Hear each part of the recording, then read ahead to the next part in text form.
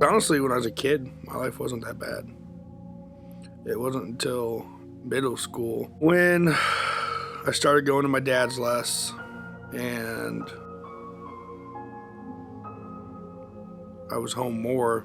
A normal night for me would be sit in my basement, play Train Simulator, and then about midnight I'd go upstairs, see if she was home.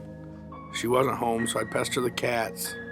And I'd go back downstairs, play Train Simulator some more, and about every hour I'd go check until you'd finally hear the door unlock and hear her kind of running into the walls, up the stairs into the kitchen. I was angry because it kind of took away certain parts of being a kid from me.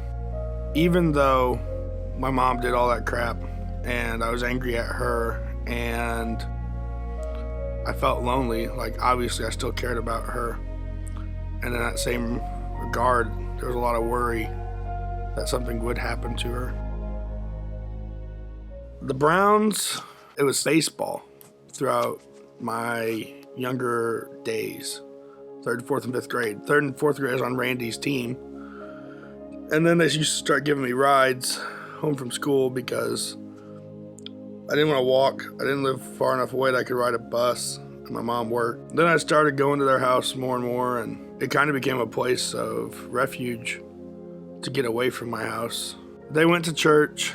They were experimenting with churches, especially early high school into probably my late sophomore year of high school. We went to a couple different churches, and the first one I remember going to was in a town called Sereno. Then one time Nate invited me to cross church. Actually, he invited me about 7 times probably, and I went finally. And I hated it.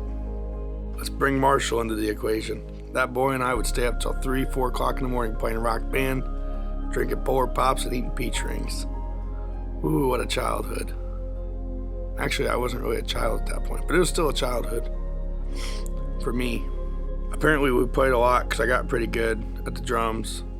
Not that really matters, I guess, but I also experimented with like air drumming because when you get to a certain point on Rock Band, the pads are just pads and you want to know what they mean. So you learn where the pads actually represent on the drum kit. And then like I started air drumming and hitting my steering wheel and crap.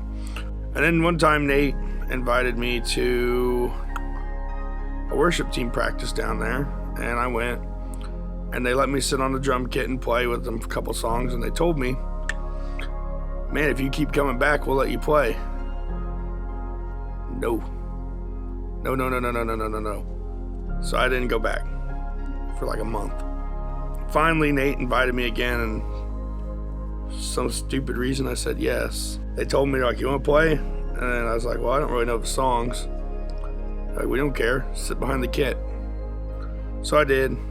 And then the drummer that week, after the second song, basically just said, I'm out. And I was the drummer that week. I still didn't necessarily like it for a while. It was definitely more of I was just there to play.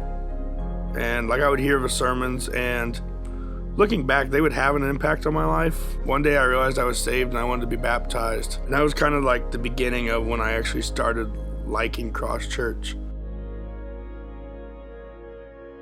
I would say there's been a lot of forgiveness towards my mom and even towards my dad. Like, I don't know. I would say I don't like my dad, but I think that's almost the pride in me trying to defend my side of it. The forgiveness that I have could not come from anybody other than God. You know, what son actually enjoys to be around their mom when that same mom ruined their childhood half the time because they didn't have a childhood? The day that I went back to worship practice and Derek said he's playing, I'm done. Like, that was God basically saying, you're not getting away again. You know, God might not have been present in my life, but since God was present in Nate's life and he was obedient and kept inviting me, God was still working in other people and situations in my life to ultimately come back and redeem me and set me on the right path and give me salvation. So I'm D-Tat, and this is my story.